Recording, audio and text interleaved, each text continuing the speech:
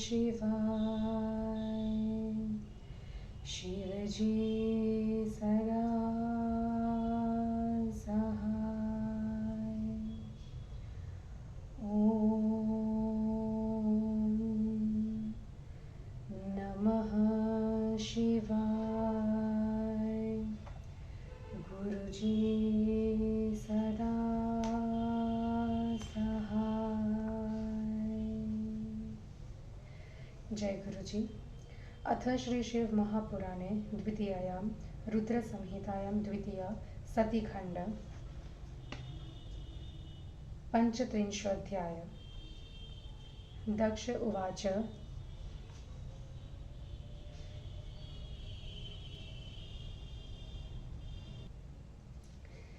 देवदेव हरे विष्णु दीनबन्धो कृपानिधे मम रक्षा विधातव्या भवता साध्वरस्य च रक्षकत्वं मखस्यैव मखकर्मा मखात्मकः कृपाविधेययज्ञस्य भङ्गो भवतु न प्रभो। ब्रह्मोवाच इत्थं बहुविधां दक्षः कृत्वा विज्ञप्तिमादरात् पपात पादयोत्सस्य भयव्याकुलमानसः उत्थाप्य तं ततो विष्णुर्दक्षं विक्लिन्नमानसं श्रुत्वा च तस्य तत्वाक्यं कुमतेरस्मरच्छिवम्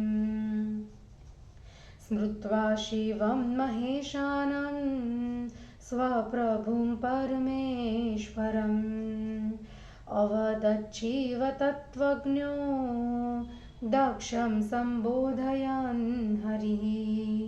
हरिरुवाच शृणु दक्ष प्रवक्ष्यामि तत्त्वतः शृणु मे वचः सर्वदा ते हितकरं महामन्त्रं सुखप्रदम् अवज्ञा हि कृता दक्ष त्वया तत्त्वमजानता सकलाधीश्वरस्यैव शङ्करस्य परात्मना ईश्वरावज्ञया सर्व कार्य भवति सर्वदा विफलं केवलं नैव विपत्तिष्व पदे पदे अपूज्य यत्र पूज्यन्ते पूजनीयो न पूज्यते त्रीणि तत्र भविष्यन्ति दारिद्र्यं मरणं भयम् तस्मात् सर्वप्रयत्नेन माननीयो वृषध्वजः अमानितान् महेशाच्च महद्भयमुपस्थितम् अथापि न वयं सर्वे प्रभवामहे भवतो दुर्नयेनैव मया सत्यमुदीर्यते। ब्रह्मोवाच विष्णोस्तद्वचनं श्रुत्वा दक्ष चिन्ता परोऽभवत् विवर्णवदनो भूत्वा तूष्णीमासीत् भुवि स्थितः एतस्मिन्नन्तरे वीरभद्र सैन्यसमन्वितः अगच्छदध्वरं रुद्र प्रेरितो गणनायकः पृष्ठे केचित् समायाता गगने केचिदागताः दिशच्व विदिशा सर्वे सम्रावृत्य तथा परे सर्वाग्नया गणाशूरा निर्भया रुद्रविक्रमः असंख्याः सिंहा नादान् वे कुर्वन्तो विरसतमः तेन नादेन महता नादितं भुवनत्रयम् रजसा चावृतं व्योम तमसा चावृता दिशः सप्तद्वीपान्विता पृथ्वी चचालाति भयाकुला सशैलकानना तत्र चुक्षुभुसकलाब्धयः एव भूतं च तस्नेस्न्यं लोकक्षयकरं महत् दृष्ट्वा च विस्मिता सर्वे बभूवुरमदारादयः सैन्योद्योगमधालोक्य दक्षश्वासृन्दमुखाकुलः दण्डवत्पतितो विष्णुं सकलत्रोऽभ्यभाषत दक्ष उवाच भवद्बलेनैव मया यज्ञः प्रारम्भितो महान् सत्कर्मसिद्धये विष्णु प्रमाणं त्वं महाप्रभो विष्णो त्वं कर्मणां साक्षी यज्ञानां प्रतिपालकः धर्मस्य वेदगर्भस्य ब्रह्मणस्त्वं महाप्रभो तस्माद् रक्षा विधातव्या यज्ञस्यास्य मम प्रभो त्वदन्यः कः समर्थोऽस्ति यतस्त्वं सकलप्रभुः ब्रह्मोवाच दक्षस्य वचनं श्रुत्वा विष्णुर्दन्निर्तरं तदा अवोचद्वोधयं स्तं द्वे शिव तत्त्वपरार्मुखम् विष्णुर्वाच मया रक्षा विधातव्या तव यज्ञस्य दक्षवे ख्यातो मम पणः सत्यो धर्मस्य परिपालनम् तस्तस्त्यं तु त्वयोक्तं हि किं तत्तस्य व्यतिक्रमः शृणु त्वं वच्म्यहं दक्ष क्रूरबुद्धिं त्यजाधुना निमिषे निमिषक्षेत्रे यञ्जातं वृत्तमद्भुतं तक्तिं न स्मर्यते दक्ष विस्मृतं किं कुबुद्धिना रुद्रकोपाच्चको यत्र समर्थो रक्षणे तव न यस्याभिमतं दक्ष यत्स्वां रक्षति दुर्मतिः किं कर्म किं कर्मेति तन्न पश्यति दुर्मतिः समर्थः केवलं कर्म न भविष्यति सर्वदा स्वकर्म विद्वितद्धेन समर्थत्वेन जायते न त्वन्यः कर्मणो दाता शम्भवेदीश्वरं विना ईश्वरस्य च यो भक्त्या शान्तस्तन्नतमानसः कर्मणो हि फलं तस्य प्रयच्छति तदा शिवः केवलं ज्ञानमाश्रित्य निरीश्वरपरा नरः निरायं ते च गच्छन्ति कल्पकोटिशतानि च पुनः कर्ममये पार्श्वे बद्ध्वा जन्मनि जन्मनि निरायेषु प्रपच्यन्ते केवलं कर्मरूपिणः अयं रुद्रगणाधीशो वीरभद्रोरिमर्दनः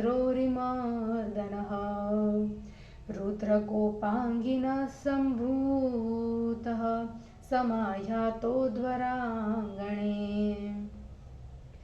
अयमस्मद्विनाशार्थः मा गतोऽस्ति न संशयः अशक्यमस्य नास्त्येव किमप्यस्तु तु वस्तुतः प्रज्वाल्यास्मानयं सर्वान् ध्रुवमेव महाप्रभुः ततः प्रशान्तहृदयो भविष्यति न संशयः। श्रीमहादेव शपथं सम्मूलञ्चथ भ्रमाण्यं ममाया यतः स्थितं ततः प्राप्यं मया दुःखं त्वया सह शक्तिमर्म तु नास्त्येव दक्षते तन्निवारणे शपथोल्लङ्घनादेव शिवद्रोही यतोऽस्म्यहं कालत्रयेऽपि न यातो महेशद्रोहिणां सुखम् ततोऽवश्यं मया प्राप्तं दुःखमद्ध त्वया सह सुदर्शनाभिधं चक्रम् एतस्मिन् न लगिष्यति शैवं चक्रमिदं यस्मात् दशैव लयकारणं विनापि वीरभद्रेण नामेतच्चक्रमेश्वरम् हत्वा गमिष्यत्यधुना सत्वरं हरसन्निधौ शैवं शपथमुल्लङ्घ्य स्थितं मां चक्रमीदृशम् असंयत्येव सहसा कृपयैव स्थिरं परम् अतः परमिदं चक्रं विनस्थास्यति ध्रुवम् गमिष्यत्यधुना शीघ्रं ज्वालामालासमाकुलम् वीरभद्रः पूजितो शीघ्रमस्माभिरादरात् महाक्रोधसमाक्रान्तो नास्मान् संरक्षयिष्यति अकाण्ड प्रलयोऽस्माकम् आगतो दहि हा बत तवेदानीं नाशोऽस्माकमुपस्थितः शरण्योऽस्माकमधुना नास्त्येव हि जगत्त्रये शङ्करद्रोहिणो लोके कः शरण्यो भविष्यति तनूनाशेऽपि सम्प्राप्यास्तेष्वापि यमयातनः स नैव शक्यते सोढुं बहुदुःखप्रदायिनी शिवद्रोहिणमालोक्य दष्टदन्तो यमः स्वयं तप्ततैलकटाहेषु पातयत्वेव नान्यथा गन्तुमेवाहमुद्युक्तः सर्वथा शपथोत्तरं तथापि न गता शीघ्रं दुष्टसंसर्गपापतः यदतः क्रियते स्माभिः पलायनमितस्तदा शार्वो नाकर्षकः शत्रेर्स्मानाकर्षयिष्यति स्वर्गे वा भुवि पाताले यत्र कुत्रापि वा यतः श्रीवीरभद्रशस्त्राणां गमनं न हि दुर्लभम् यावन्तश्वगणा सन्ति श्रीरुद्रस्य त्रिशूलिनः तावतामपि सर्वेषां शक्तिरेतादृशी ध्रुवम् श्रीकालभैरवः काश्यां नखाग्रेणेव लीलया पुरा शिरश्वचिच्छन्दे पञ्चमं ब्रह्मणो ध्रुवम् एतदुक्त्वा स्थितो विष्णुर्तित्रस्तमुखाम्बुजः वीरभद्रोऽपि सम्प्राप तदैवाध्वरमण्डपम् एवं ब्रुवति गोविन्द आगतं सैन्यसागरम् वीरभद्रेण सहितं ददृशुष्वसुरादयः। इति श्री शिवमहापुराणे द्वितीयायां रुद्रसंहितायां द्वितीये सतिखण्डे विष्णुवाक्यवर्णनं नाम पंचत्रिंशोऽध्यायः। हिंदी अनुवाद।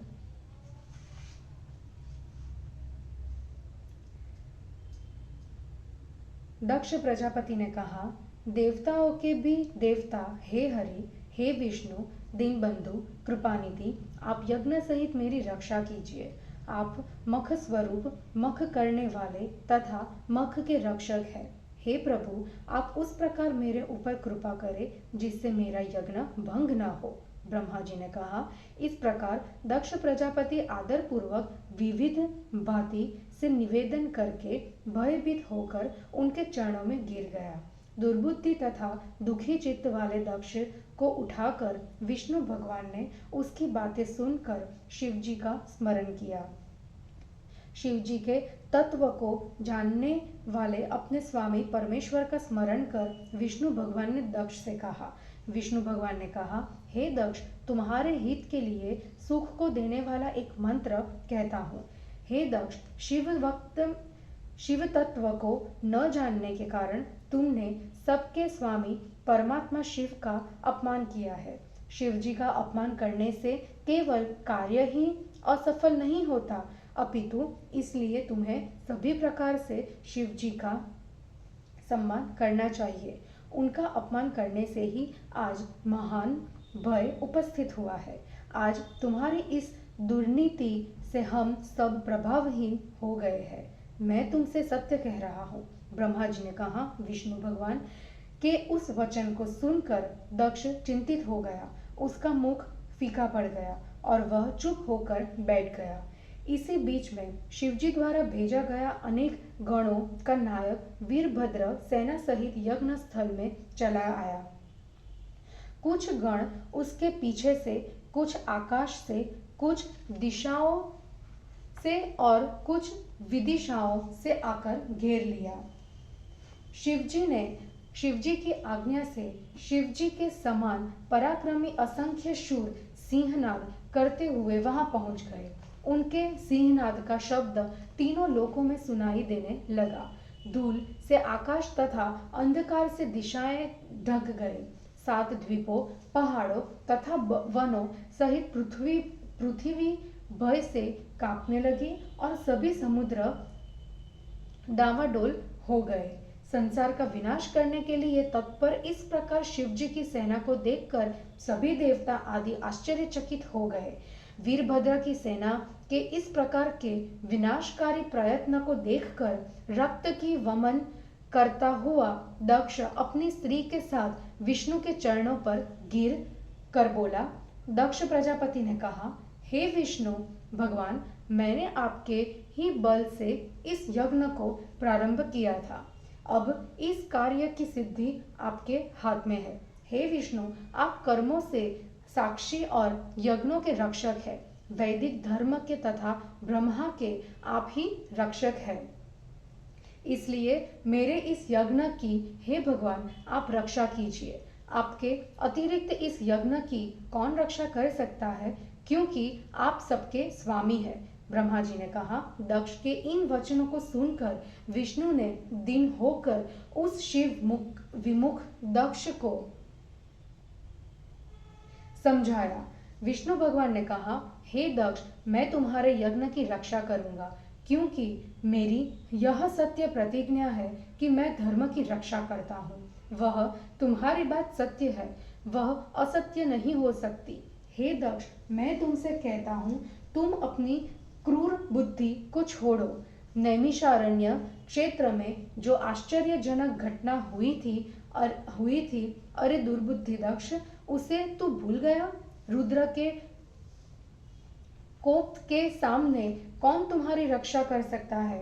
वह भी दुर्बुद्धि ही है। जो तुम्हारी रक्षा का प्रयास करेगा, दुर्बुद्धि वाला पुरुष क्या करने योग्य नहीं है, इस बात का विचार नहीं करता। वह तो केवल कर्म की सिद्धि ही चाहता है। वही अपना कर्म समझो जिसमें मनुष्य समर्थ हो। शिव जी के बिना कोई भी कर्म का फल देने में समर्थ नहीं है। जो शांत चित्त होकर ईश्वर में मन लगाता है, उसी को शिव जी कर्म का फल देते हैं।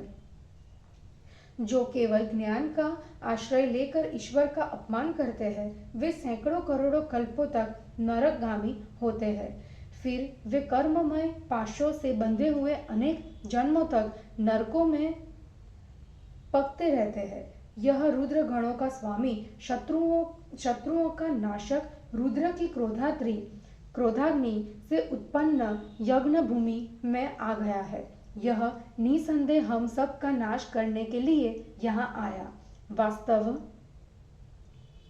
में इसके लिए कोई कार्य संभव नहीं है। यह महान तेजस्वी निश्चित ही हम सबको जलाकर अपने हृदय को शांत करेगा, इसमें संदेह नहीं है। ब्रह्म से मैंने महादेव जी के शपथ का उल्लंघन कर जो तुम्हारा साथ दिया, उसके कारण मुझे भी दुख सहन करना पड़ेगा। तुम्हारे ऊपर आई हुई इस विपत्ति को दूर करने के मेरे में शक्ति नहीं है। शपथ का उल्लंघन करने के कारण मैं भी शिवद्रोही हूँ। शिव जी के साथ वैर करने वालों को तीनों काल में सुख नहीं मिलता, इसलिए तुम्हारे साथ आज मुझे भी दुख मिलेगा। सुदर्शन चक्र का प्रभाव इस पर नहीं पड़ेगा, क्योंकि यह शैव चक्र है। इससे अशैवों का वध किया जाता है। यदि मैं इस चक्र का प्रयोग वीरभद्र पर करूंगा, तो यह उस पर प्रहार किए बिना शिवजी के पास चला जाएगा। शिवजी की शपथ का उल्लंघन करके यह चक्र मेरे पास रहता है। यह उन्हीं की बहुत बड़ी कृपा है। इसके बाद यह चक्र मेरे पास नहीं रह सकता। यह आग की लपटों से व्याप्त होकर अभी वहां चला जाएगा। यदि हम आदरपूर्वक वीरभद्र की पूजा भी करते हैं, तो वह क्रोधपूर्ण मुद्रा में होने के कारण हम लोगों की रक्षा नहीं करेगा। खेद है कि आज असमय में हमारा विनाश हो रहा है और आज तुम्हारे साथ हमारा भी नाश हो रहा है। इस समय हम लोगों को बचाने वाला तीनों लोकों में कोई नहीं है। शिव जी के साथ वैर करने वाले हम लोगों को कौन बचाएगा? मरने के बाद भी असह्य यम यातनाएं भोगनी पड़ेगी। उन्हें कौन सहन कर सकेगा? शिवद्रोही को देखते ही यमराज दांतों को पीसता हुआ ऐसे पापियों को खोलते हुए तेल के कहाड़ों में डाल देता है। मैं शपथ